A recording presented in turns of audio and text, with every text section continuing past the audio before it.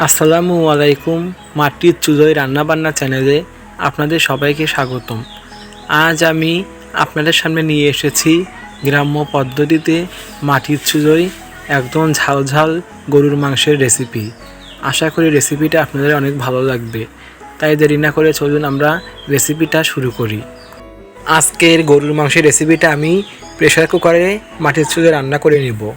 তার জন্য প্রথমে আমি প্রেসার কুকারে 2 কেজি পরিমাণ গরুর মাংস নিয়েছি। গরুর মাংসগুলো আমি পরিষ্কার করে ধুয়ে নিয়েছি। এখন আমি এর মধ্যে দিয়ে দিলাম পরিমাণ মতো আদা বাটা, তারপর আমি দিয়ে দিলাম পরিমাণ মতো জিরা বাটা। এখন আমি এর মধ্যে দিয়ে দেব পরিমাণ মতো রসুন বাটা। আমি এখানে পরিমাণ মতো রসুন বাটা দিয়ে দিলাম। এখন আমি এর মধ্যে দিয়ে দেব জিরার গুঁড়া। আমি এখানে পরিমাণ মতো জিরার গুঁড়া দিয়ে দিচ্ছি। জিরার গুঁড়া দেওয়া হয়ে গেলে আমি এর মধ্যে দিয়ে দেব রাঁধুনি রেডিমিক্স গরুর মাংসের মশলা। তারপর আমি এর মধ্যে দিয়ে দেব 3টা তেজপাতা। তারপর আমি দিয়ে দেব পরিমাণ মতো লবণ।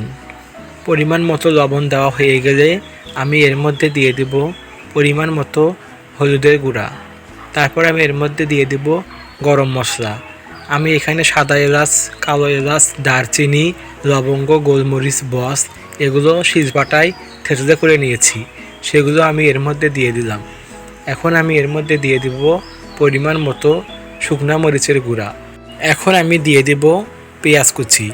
আমি এখানে পেঁয়াজ বাটা ব্যবহার করি নাই, তার জন্য আমি এখানে একটু পরিমাণে বেশি করেই পেঁয়াজ কুচি দিয়ে দেব। পেঁয়াজ কুচিগুলো দেওয়া হয়ে গেলে আমি সবগুলো উপকরণ একদম ভালোভাবে মিশিয়ে নেব। আমি এখানে আগে সয়াবিন তেল ব্যবহার করব না।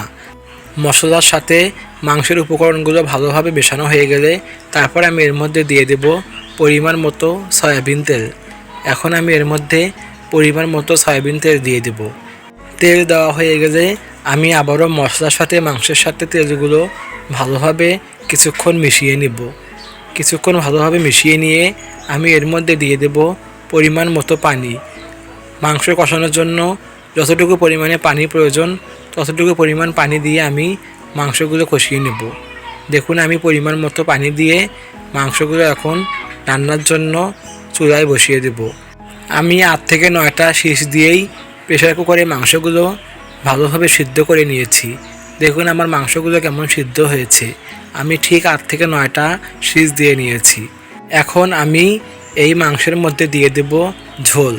যেহেতু আমি ঝোলটা বেশি আঠালো করব না, ঝোলটা একটু পাতলাই করব, তার জন্য আমি এর মধ্যে দিয়ে দিলাম গরম পানি। আমি এখানে ঝোলটা যেমন রাখবো তেমন পরিমাণ গরম পানি দিয়ে দিলাম।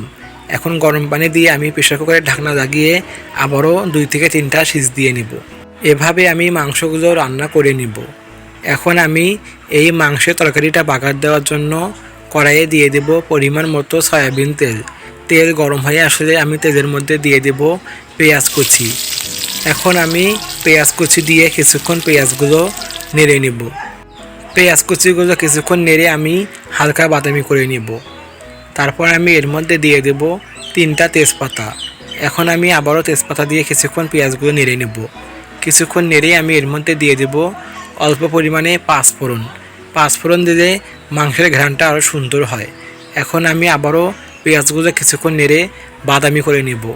এরকম পেঁয়াজ বাদামি হয়ে আসলে আমি এর মধ্যে দিয়ে দেব মাংস। আমি যে মাংসগুলো রান্না করে নিয়েছি সেই মাংসগুলো আমি এখন এর মধ্যে দিয়ে দিলাম। এখন মাংসগুলো আমি এর মধ্যে দিয়ে ভালোভাবে কিছুক্ষণ নেড়ে নেব।